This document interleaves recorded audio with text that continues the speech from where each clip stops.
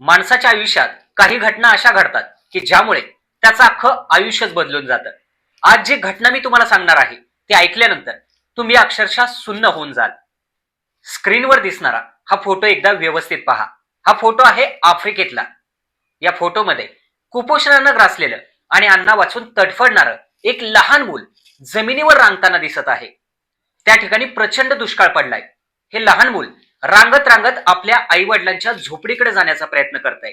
त्याचे आई वडील जंगलामध्ये अन्न शोधण्यासाठी गेलेत, पण पोटामध्ये अन्न पाण्याचा कणही नसल्यामुळे त्या लहान मुलाला रांगत रांगत पुढेही जाता येईना.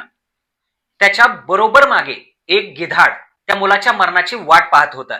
त्या मुलाचा मृत्यू झाल्यावर हेच गिधाड त्या मुलाच्या शरीराचे लचके तोडणार होतं.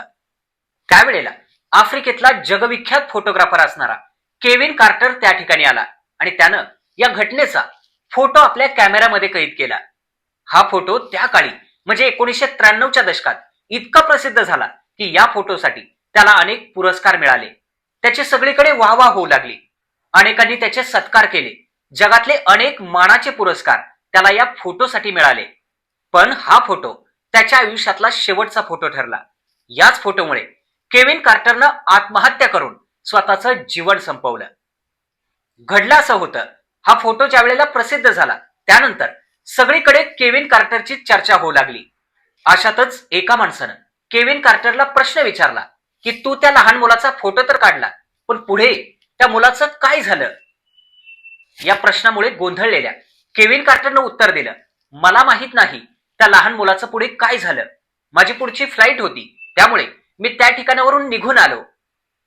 प्रश्न विचारलेल्या त्या माणसानं केविन कार्टरला पुन्हा एकदा विचारलं की तुला माहितीये का त्या दिवशी त्या ठिकाणी एकूण किती गिधाडं होती? केविन कार्टरनं उत्तर दिलं, त्या दिवशी त्या ठिकाणी एकच गिधाड होतं. त्यावेळी तो माणूस म्हणाला, नाही, त्या दिवशी त्या ठिकाणी 2 गिधाडं होती. एक त्या मुलाच्या मृत्यूची वाट पाहत त्या मुलाच्या शरीराचे लचके तोडण्यासाठी टपलेलं फोटोत दिसणारं एक गिधाड, तर दुसरं त्या मुलाला त्या गिधाडाच्या तावडीतून वाचवण्याऐवजी त्याचा फोटो घेऊन त्या ठिकाणावरून निघून येणारं दुसरं गिधाड. त्या माणसासोबतच्या या संवादामुळे केविन कार्टर थक्क झाला, अचंबित झाला, प्रचंड निराश झाला. आपण त्या मुलाचा फोटो घेण्याऐवजी त्याला गिधाडाच्या तावडीतून वाचवायला हवं होतं, असंच त्याला मनोमन वाटलं. केविन कार्टर या घटनेमुळे इतका अस्वस्थ झाला की त्या मुलाच्या मृत्यूसाठी तो स्वतःला जबाबदार मानू लागला. त्या मुलाचं पुढे काय झालं, ते जिवंत राहिलं की मेलं, हे सुद्धा त्यानं वळून पाहिलं नाही.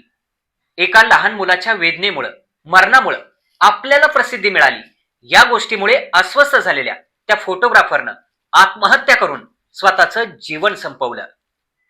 ज्या फोटोनं त्याला अनेक पुरस्कार मिळवून दिले, तो फोटो त्याच्या आयुष्यातला शेवटचा फोटो ठरला.